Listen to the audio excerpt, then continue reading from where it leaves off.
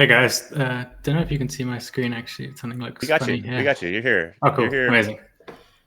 You're here. You made it. We ran you through the gauntlet of Yeah, I'm not sure what happened technology. there. It's Yeah. all right. We're working with cutting edge technology here, man. Some of these Yeah, old dude, these old systems are just not hard built for it. tech.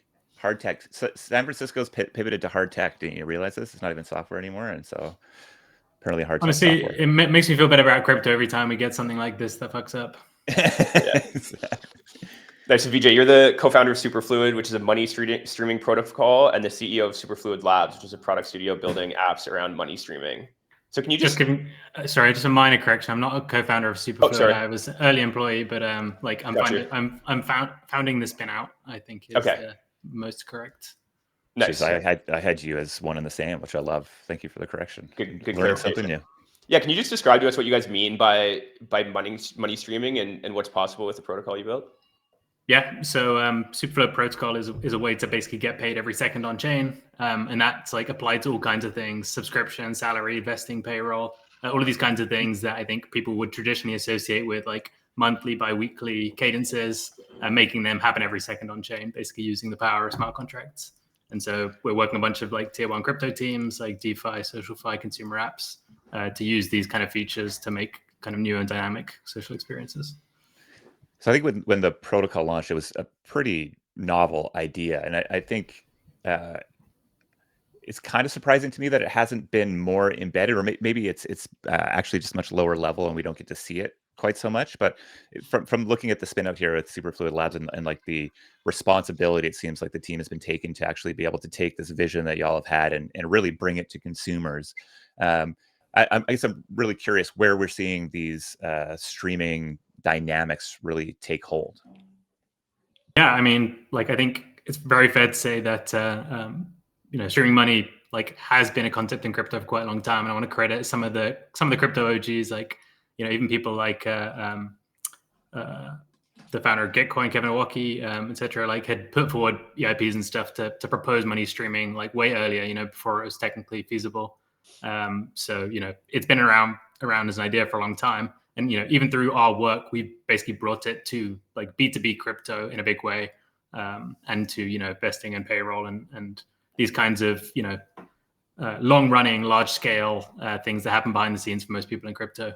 So for us, I think the pivot has been to like being a product-driven protocol and to kind of figuring out a lot of these things first party. So in the case of like us internally, we've basically built a few things across social, across DeFi, with the intention of getting more and more people, hooked on streaming as a concept, and bring this kind of quite abstract thing into the hands of more people. So we're starting to see more and more stuff, spring up, ecosystem projects, not even the ones seeded by us, like starting to get a lot of traction, like Stream.fun, like a launch pad for these money streaming tokens on Farcaster, and recurring payments for grants, for donations, and for public goods funding type of things, and then a few things in the works at Superfluid Labs at the moment, more on the kind of DeFi and experimental side. Yeah, can you I guess share more about how you're thinking about products at Superfluid Labs? Is it I think there's obviously a huge category here of just kind of more like SaaS like products, right? It's like we're gonna handle your payments. I think you guys have also been experimenting with a bunch of the kind of weirder edges. So curious how you're maybe kind of splitting your time at Superfluid Labs and what kind of some of the future products you're thinking about look like. Yeah, I mean, I think there are two like opposing tensions in crypto. Like one of them is building for this large scale like long-term financial infrastructure, and the other one is basically building very niche, highly kind of experimental, like gamified gambling type things for kind of a niche crypto audience. And so we want to straddle that in a way that like appropriately gives us like leverage now to kind of turn into that longer term vision. That was the reason to focus on end user products, like to focus on things that work today for a niche, crypto audience, is to get more advocates, get more momentum, which we can over time kind of convert into that long-term vision. So, I think the goal for us is to still get as much attention as possible, and kind of convert that into long-term usage. So the way that I've been thinking about like building a portfolio of apps for Superfluid Labs is to have like pretty pretty expansive vision DeFi products.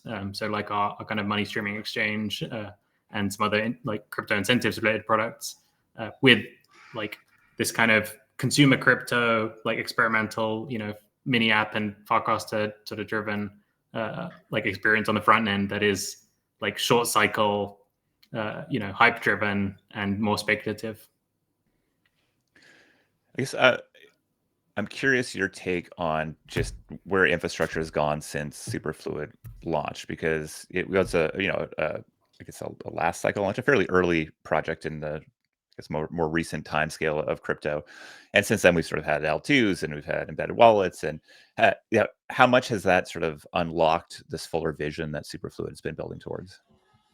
Like tons. I think for everyone who's basically been building for long enough, they've seen practically every kind of hard problem, from the lowest level, like running infrastructure up through, the stack, like libraries and SDKs, all the way to kind of UX unlocks like Privy and, account abstraction and 7702. Every single place where we've faced a hurdle building a good consumer app in the past has been solved. And that's kind of why I felt confident doing the spin out. There are enough of the resources in place. I think like Bobby over at Propaganda said it nicely, like all of these kind of Legos exist and there are too few people out there putting them together to build cool stuff. So I'm excited to basically be part of that. I can imagine a pretty natural fit with money streaming in this kind of agentic future many people think we're moving towards. Like, I'm curious how, obviously, question marks around how quickly that's going to come, but curious how you're thinking about that. Yeah, I mean, like, it's one of the things where I'm always very wary of just like leaning into making a hype narrative, but it's something that I definitely feel like confident about. And I'd rather sort of push it forward as a thing when I can show you something. But like, I think, money streams are a natural fit for this kind of agentic future, because basically, like, I think we've all kind of collectively decided that, crypto is a natural asset class for the agentic future, on the basis that, you can have accounts like, and assets that are naturally owned and governed by AI. And, as part of that, we kind of need this idea of on-chain recurring payments, right? Like you need sort of the idea of cash flows embedded on chain in some way. And Superfluid is like a very neat way of doing that. You either have a cash flow like that's actively running or you don't. And so for all kinds of recurring use cases, like, machine to machine type stuff, or even just like, AI is paying people to do things or paying other AIs to do things. It's like, it's a natural fit there, and I'm excited to see what people do with it. Heard some pretty cool concepts already. This whole category is interesting to me because, like, I would almost put it into a similar bucket as like micropayments. Like it feels like there's a brand new unlock, and it seems very practical and like it makes sense. And then when you get into sort of like the psychological dynamics that are around purchasing, it actually, in many cases, I think blows the concept right up. And we've talked about micropayments here quite a bit. I have to do it when I go to my golf course because I have an afternoon pass, and every time I go in the morning, I have to pay. And even though I know I'm still getting a better deal here, I'm still like, God damn, why am I paying for this sort of thing? Is there similar psychological barriers, challenges that you need to kind of get over with streaming? And I'm curious how you've been doing that. I think they're very different from micropayments. And the reason that I would sort of say that is because I think in the case of micropayments, if you assume that you're using micropayments for like all these different kinds of services and, products that you're using, you're basically saying that you're going to make a kind of pricing decision on like every kind of tiny thing over and over again, like throughout your day. And I just don't think like that's kind of humanistic. I think, again, that is the kind of thing that fits in a world where an AI is doing all those things for you and, maybe negotiating on your behalf and stuff. I think that's mostly the gap there. Like streaming UX basically is quite humanistic because you set up this recurring payment. Like, people are used to paying all these kind of recurring bills. It has a bunch of nicer benefits beyond just those because like, it's all on chain. You can manage it like just with the transaction. I think for me, micropayments are like very interesting, but I think there is a kind of UX hurdle there that doesn't exist for streaming money. But the hurdle in my mind would be that I'm making a much longer term commitment and that I have to check back in some way. So maybe I think it clearly fits in with places where I'm doing that already. But I guess the question in my mind is really like, how much further does that extend? So if we sort of think about payments as the main sort of chunk right now, I could see everything from factoring being interesting all the way through to payroll, et cetera.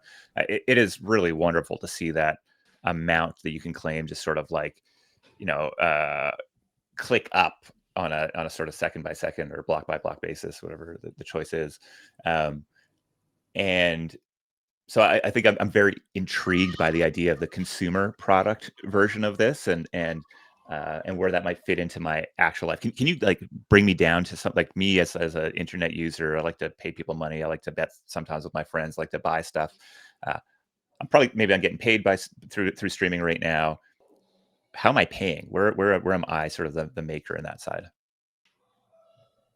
I mean, like, the idea that we always kind of had here is to build like this piece of kind of financial infrastructure, and then basically build like the value layer on top, where you kind of capture fees, like, as a platform or a product, I guess, like by creating some sort of secondary value beyond just the infrastructure. And I think that is a quite common vision in crypto. Like that's what we've executed on. Like Superfluid protocol is now decentralized, and there's a DAO and a token to govern that. And so, the fees that we have built into our products and the ways that we're kind of trying to drive value are at the product layer, which is another reason I think it's exciting to be building on top. That kind of that benefit and that responsibility is driven to us.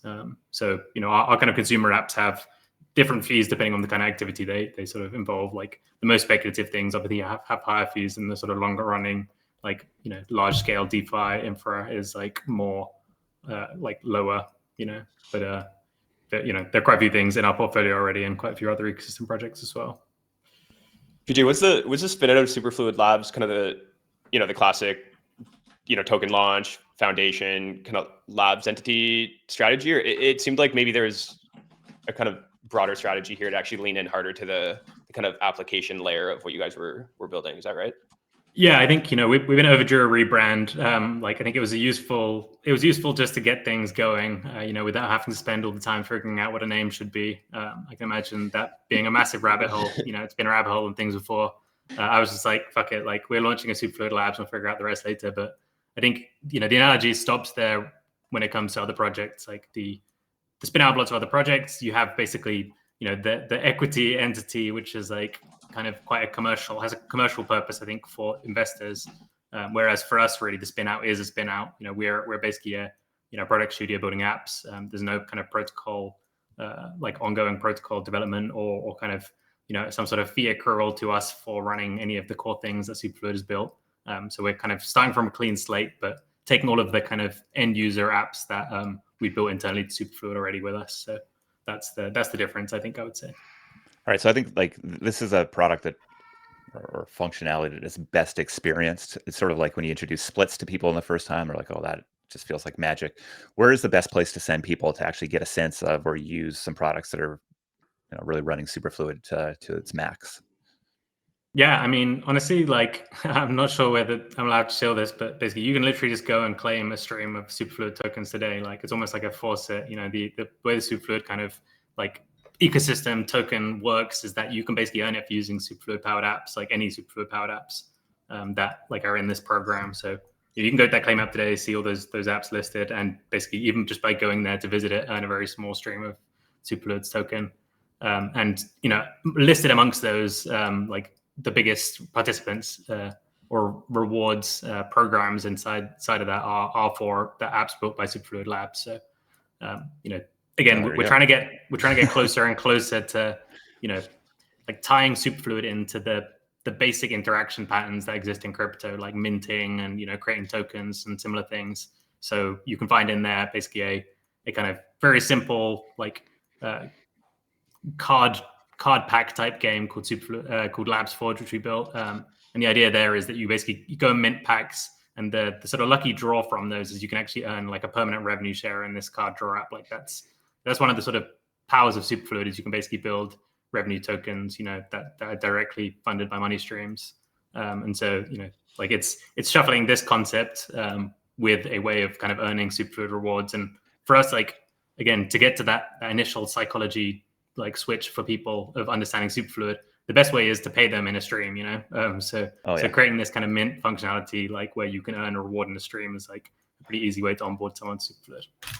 Yeah, I think the revenue meta here with tokens is super interesting, and you can see this being as a primitive could be pretty core to a lot of what people would, I think, really want to be able to go build once they're comfortable doing it from a regulatory point of view.